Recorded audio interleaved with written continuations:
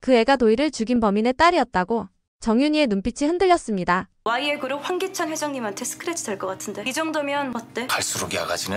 내가 알던 광재인 맞아. 믿을 수 없는 진실이 그녀 앞에 놓였습니다. 아무리 떨쳐내려 해도 가슴속 어딘가가 서늘하게 식어갑니다. 힘들어. 그녀는 천천히 자리에서 일어났습니다. 무릎이 떨리고 손끝이 차가웠습니다. 난 내가 지켜. 당신 사랑은 이 정도밖에 안 돼? 내가 여기까지 어떻게 올라왔는데. 당신 정도 실력 갖고 계속 있어봐야 방해만 돼. 그리고 그 진실을 들고 가장 먼저 떠오른 이름. 최자영. 최자영. 친정엄마 조남이 어떻게 돼? 최자영이야? 어머니! 엄마가 미안해.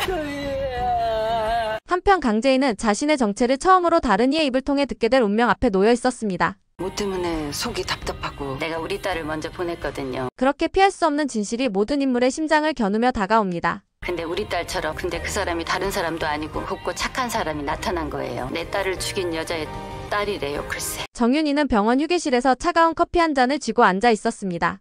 손끝이 하얗게 질릴 정도로 세게 잡은 종이컵 위로 가슴속에 쌓인 감정들이 조용히 끓어오르고 있었습니다. 그녀의 눈은 공허했고 그 시선이 머무는 곳엔 아무것도 없었습니다. 그저 생각뿐이었습니다. 강재인, 그리고 도희. 그녀의 앞에 최자영이 조심스럽게 앉습니다. 오래된 친구처럼 오랜 시간 함께한 인생의 동반자처럼 조용히 숨을 고릅니다. 하지만 자영은 정윤희의 이상한 기색을 눈치챘습니다. 윤희 씨, 어디 불편하세요? 그 말 한마디에 정윤희는 비로소 고개를 들었습니다. 얼굴은 창백했고 입술은 마른 듯 갈라져 있었습니다. 그녀는 입을 열기까지 많은 시간을 들였고 그 침묵이 무겁게 흐른 뒤에야 마침내 한 문장이 나왔습니다. 그 아이 강재인, 그 애가 도희를 죽인 그 사람의 딸이었어요. 순간 최자영의 눈이 커졌습니다. 얼굴이 굽고 숨소리가 달라졌습니다. 마치 누군가 가슴을 쿡 찌른 듯한 반응. 뭐라고요? 그게 무슨 말씀이세요? 정윤희는 고개를 끄덕이면서도 말없이 눈물을 흘렸습니다. 단지 자신의 귀를 의심하는 자영에게 천천히 다시 말합니다. 그 사건 도희가 죽던 날 사고를 낸 사람, 그 사람의 딸이 바로 강재인이래요. 자영은 그 자리에서 당장이라도 무너질 듯 허공을 바라봅니다. 숨이 턱에 걸린 듯 말이 나오지 않고 손끝이 떨립니다. 그녀는 자기 딸이 누구인지도 헷갈리기 시작하는 그 순간 이 충격적인 사실 앞에서 정신을 붙잡아야 했습니다. 재인이가 그게 말이 돼요. 아니 어떻게 그런 일이. 정윤희는 손수건을 꺼내 눈가를 닦으며 말합니다. 처음엔 나도 믿지 않았어요. 하지만 누군가 나한테 편지를 보냈어요. 사진도 있었고 증거도 있었어요. 그리고 김도윤이 확인했대요. 도희의 사고와 관련된 블랙박스 영상을. 그 말에 자영은 자리에서 일어서려다 주저앉습니다. 아니야, 그 아이는 그렇게까지는. 하지만 이제는 부정도 위로도 되지 않는 순간입니다. 진실은 이미 자리를 틀고 그들을 향해 무자비하게 던져졌습니다. 정윤희는 속삭입니다. 그래서요 자영씨, 이 이야기를 당신한테 말해야겠다고 생각했어요. 당신도 그 아이 제인을 딸처럼 아꼈잖아요. 자영은 깊은 숨을 들이마십니다. 머릿속은 하얗게 흐려지고 수많은 장면들이 스쳐갑니다. 제인의 어릴 적 얼굴, 웃음소리, 따뜻했던 순간들. 그리고 그 모든 장면 위에 덮이는 가해자의 딸이라는 단어. 난 이제 그의 얼굴을 어떻게 봐야 하지? 정윤희는 잠시 침묵한 후 말합니다. 그 아이는 죄가 없어요. 하지만 도희가 그 사고로 떠났고 난 그 사실을 모른 채 지금까지. 그 말에 자영의 눈가가 흔들립니다. 내가 그 애를 그렇게 끌어안고 아끼고 도희 옆에 두었는데. 정윤희는 손을 뻗어 자영의 손을 잡습니다. 우린 몰랐잖아요. 누구의 탓도 아니에요. 하지만 이제는 알아야 할 때인 것 같아서. 그 순간 자영은 손을 쥐었다 놓습니다. 마치 세상의 무게가 손바닥에 얹힌 듯 무겁습니다. 제인이가 알까요? 정윤희는 고개를 젓습니다. 모르겠어요. 하지만 도윤이는 제인을 지키겠다고 해요. 누구보다도 진심으로. 자영은 조용히 고개를 끄덕입니다. 하지만 마음속에 내려앉은 무거운 돌덩이는 여전히 자리를 떠나지 않았습니다. 잠시 후 그녀는 떨리는 손으로 약통을 꺼내 약을 한 알 꺼냅니다. 물을 삼키며 눈을 감습니다. 그리고 중얼입니다. 내가 뭘 그렇게 잘못했나, 왜 이 아이들만 이런 고통을 받아야 하지? 정윤희는 말없이 그녀의 옆에 앉아 있습니다. 둘 사이엔 수많은 말들이 있지만 그 순간 가장 필요한 건 말이 아닌 함께 있는 것이었습니다. 병원 창밖으로 석양이 내려앉습니다. 어두워지기 전 가장 붉은 빛이 두 사람의 얼굴을 물들입니다. 그 빛 아래 정윤희와 최자영은 각자의 고통과 진실 속에서 새로운 감정의 파도를 마주하고 있었습니다. 한편 강미라는 또 한 번 딸 강재인 앞에 섰습니다. 이번엔 눈빛부터 달랐습니다. 오랜 시간 억눌러 온 것들이 마침내 터지듯 그녀의 얼굴은 확신으로 굳어 있었습니다. 승우를 내 호적에 올릴 거야. 그 아이가 있어야 YL은 우리가 지켜. 그 말은 명령 같았고 예고 같았습니다. 미라는 더 이상 협상의 여지가 없다는 듯 냉정하게 말을 이었습니다. 넌 감정에 휘둘리지 마. 이건 비즈니스야. 그 애는 도구고 넌 전략이야. 우린 이 회사를 끝까지 지켜야 해. 제이는 그녀의 눈을 바라봤습니다. 어린 시절 자신을 안아주던 고모의 따뜻한 모습은 온데간데 없었습니다. 대신 지금 그녀 앞에 선 사람은 고모가 아닌 계산하는 정치인 같았습니다. 그만하세요, 고모. 저 고모한테 더는 실망하고 싶지 않아요. 그 말에 미란의 얼굴이 일그러졌습니다. 하지만 분노가 아니라 오히려 약간의 서글픔이 스쳤습니다. 넌 아직도 감정으로 세상을 보니? 그래서 자꾸 당하고 무너지는 거야. 그녀는 입술을 깨물며 말을 이었습니다. 너도 YL의 피야. 피는 배신하지 않아. 그러나 그 말은 제인의 가슴에 닿지 않았습니다. 그녀의 눈엔 눈물이 고였고 입술은 굳게 다물려 있었습니다. 그 순간 제인은 자신이 어른이 된다는 것이 무엇인지 절실히 느꼈습니다. 고모를 거스르는 것이 자신을 지키는 길이라는 사실을. 전 이제 고모가 원하는 대로 살지 않을 거예요. 미라는 멈칫합니다. 그 말은 단순한 딸의 반항이 아닌 진심이었습니다. 처음으로 제인이 선택한 독립이자 선언. 같은 시각 강승우는 공원 벤치에 앉아 있었습니다. 차가운 바람이 옷깃을 파고들었지만 그는 아무렇지 않은 듯 앉아 있었습니다. 손에 들린 건 도유경이 준 머플러. 얇은 천이었지만 지금 그에겐 세상에서 가장 따뜻한 것처럼 느껴졌습니다. 내가 누구지? 도대체 난 누구의 아들이고 어디에 속한 사람이지? 그의 머릿속은 혼란으로 가득했습니다. 고모가 친엄마였고 자신은 도구처럼 이용당하고 있었으며 그 누구도 진심으로 자신을 위했던 것 같지 않았습니다. 그때 도유경이 나타났습니다. 천천히 다가온 그녀는 조용히 말합니다. 여기 있었네요. 승우는 고개를 돌려 그녀를 바라봅니다. 말은 없었지만 눈빛은 그녀를 반겼습니다. 도유경은 그 곁에 조심스레 앉았습니다. 누나, 나 어디에도 속하지 못할 것 같아요. 그 말은 무척 조용했지만 그녀에겐 너무도 크게 들렸습니다. 유경은 잠시 그의 말을 곱씹더니 조용히 대답했습니다. 그럼 여기 있어요. 이 자리는 당신 자리예요. 그 말에 승우의 눈가가 젖어듭니다. 그는 아무 말 없이 그녀의 어깨에 머리를 기대고 그녀는 조용히 그를 감쌌습니다.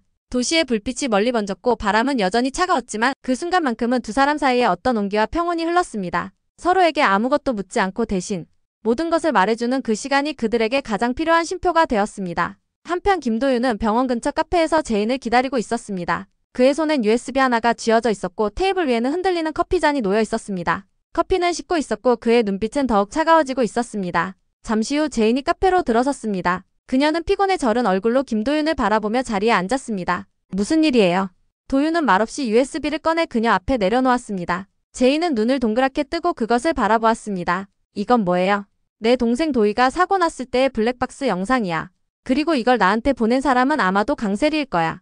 제인의 손이 떨렸습니다. 그녀는 조심스레 USB를 집어들며 말했습니다. 왜 이걸 저한테?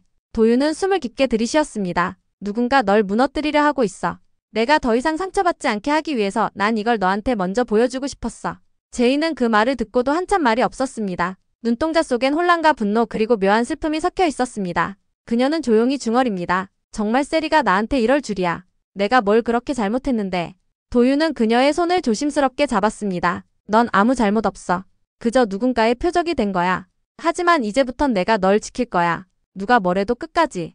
그의 말에 제인은 눈시울이 붉어졌습니다. 그녀는 고개를 끄덕이며 도윤에게 미소처럼 보일 정도로 작게 입꼬리를 올렸습니다. 같은 시각 황기찬과 황기만은 YL 본사 회장실 안에서 격한 언쟁을 벌이고 있었습니다. 방 안의 긴장감은 칼날처럼 날카로웠고 두 사람 사이엔 더 이상 형제라는 이름이 무색할 만큼 차가운 대치가 이어지고 있었습니다. 나한테 4억 8천 갚아. 그동안 내 마누라가 해온 집안일 값이야. 황기만은 비웃음을 띤 얼굴로 말을 던졌습니다. 기찬은 눈을 가늘게 뜨고 말합니다. 그 돈 원금만 줄게. 대신 내가 했던 짓 유괴 사건이며 회사 자금 유용이며 다 까발릴 거야. 황기만은 얼굴이 굳었습니다. 그러나 곧 입꼬리를 올리며 낮고 차가운 목소리로 응수합니다. 해보라지.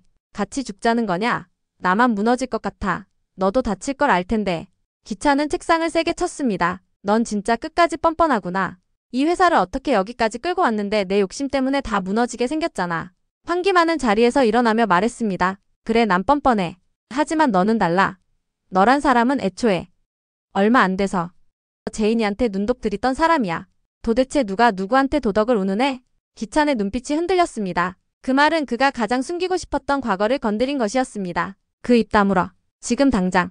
황기만은 코웃음을 치며 회장실 문을 열고 나갔습니다. 그 순간 두 사람 사이의 형제애는 완전히 끊어진 듯 보였습니다. 문이 닫히고 기찬은 자리에서 한참 동안 움직이지 않았습니다. 그리고 천천히 고개를 떨구며 말했습니다. 이젠 나도 어떻게 될지 모르겠군. 그 시간 보람은 자신의 작은 방 안에서 조용히 준비를 하고 있었습니다. 책상 위에 놓인 케이크 상자를 열고 초를 꺼내 하나씩 조심스레 꽂습니다. 생일이 아님에도 불구하고 그녀는 엄마를 위해 이 작은 자리를 만들고 싶었습니다. 오늘 같은 날 엄마가 웃을 수 있었으면 좋겠다고 생각했거든요. 보람은 카드지를 꺼내고 알록달록한 펜으로 천천히 글씨를 씁니다. 아줌마 힘내요. 보람이가 있으니까요. 글씨는 삐뚤빼뚤했지만 그 속엔 아이의 진심이 담겨 있었습니다. 그녀는 카드를 케이크 옆에 세우고 방 안에 불을 끄고 초에 불을 붙였습니다. 그러고는 조심스레 문을 엽니다. 아줌마. 제이는 거실 소파에 앉아 있었습니다. 눈가엔 피로가 쌓여 있었고 머리는 여전히 복잡한 생각들로 가득 차 있었습니다. 그런 그녀 앞에 보람이 조그만 케이크를 들고 나타났습니다. 생일은 아니지만 아줌마 웃는 모습 보고 싶어서요. 제이는 그 말을 듣는 순간 마음이 무너졌습니다. 누구도 그녀에게 그런 말을 해준 적이 없었기에 그렇게 조건 없이 이유 없이 그녀를 위하려 하니는 보람이 처음이었습니다. 그녀는 아이를 끌어안았습니다. 보람아 고마워.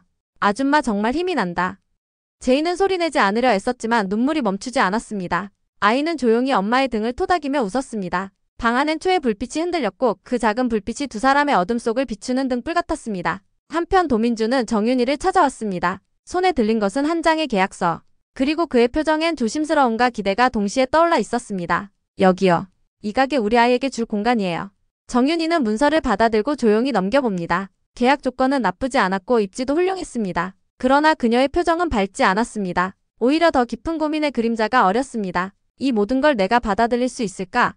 그녀는 창밖을 바라봅니다. 거기엔 해가 지고 있었고 붉은 석양이 도민준의 얼굴을 스치고 있었습니다. 그는 진심으로 딸을 위하려 하고 있었고 그 진심은 거짓이 아니었습니다. 하지만 그녀의 가슴 속엔 아직도 도의의 흔적이 남아 있었고 그 흔적은 쉽게 사라지지 않았습니다. 좋은 조건이에요. 아이에게 도움이 될 거예요. 정윤이는 결국 고개를 끄덕이며 말했습니다. 도민주는 안도의 숨을 내쉬었습니다. 그 역시 많은 것을 내려놓고 이 자리에 온 것이었습니다. 그리고 동시에 어딘가 다른 공간에서는 전혀 다른 움직임이 시작되고 있었습니다. 강세리는 어두운 방 안에서 조용히 프린터 앞에 앉아 있었습니다. 그녀의 손엔 A 사용지가 들려 있었고 프린터에선 계속해서 인쇄물이 출력되고 있었습니다. 도윤 오빠가 날 의심해? 웃기고 있네. 그녀는 웃으며 속삭였습니다. 그 웃음은 싸늘했고 눈빛은 날카로웠습니다. 그럼 더 크게 터뜨려줘야지. 그녀는 인쇄된 문서들을 책상 위에 가지런히 놓고 봉투에 하나하나 넣기 시작합니다. 제인을 향한 새로운 공격. 그 종이 속에는 누군가를 파멸로 몰아넣을 수 있는 비밀들이 적혀 있었습니다. 그녀는 창밖을 바라보며 중얼입니다. 널 무너뜨리는 건 이번엔 확실하게 할 거야. 그 목소리에는 증오가 담겨 있었고 그 증오는 다시 한번 폭풍의 전조가 되기 시작했습니다. 도시의 어두운 골목 너머 누군가는 다시 칼을 갈고 있었습니다. 그 칼날은 이번엔 조금도 흔들림 없이 곧장 제인의 심장을 향해 겨누어질 것이었습니다. 늦은 밤 병실 복도. 최자영은 약을 챙겨 먹습니다. 그러나 손은 떨리고 물은 넘칩니다. 그때 정윤이가 다가와 말합니다. 자영씨 혹시 강재인이 그 아이가 그 사람의 딸이라는 거 알고 계셨어요? 자영의 눈이 커집니다. 입이 벌어지지만 아무 말도 나오지 않습니다. 그리고 제인은 Y의 옥상에 섭니다. 도시의 불빛을 등지고 손엔 USB가 들려 있습니다. 그녀는 중얼입니다. 엄마 나 진짜 혼자예요. 멀리서 강미란의 차가 회사로 향합니다. 강세리는 그걸 지켜보며 웃습니다. 이제 다 끝내줄게 제인아.